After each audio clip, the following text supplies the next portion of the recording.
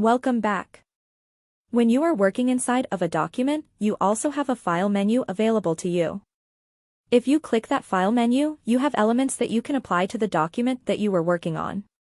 Now, anytime that you click on these areas, you can also use a hotkey, which you can see here on the right side. If you want to bring up these elements in your document. For example, you can show rulers and guides on the document. You'll then be able to see the ruler. You can go back to the file menu. You can untick the rulers and guides. You can go back to the file. You can show the margins and their margins available. You'll be able to see them inside of your document.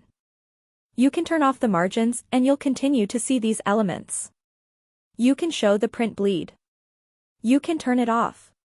If you have specific text, you can find and replace that text. So you can click this menu item or you can click Ctrl F. When you are inside of the document, we can write in the word that we want to replace. You can be specific, match the case. You can either replace the first case or replace all the cases and you'll see the replacement being made. Okay, with that, thanks and I will see you in another video.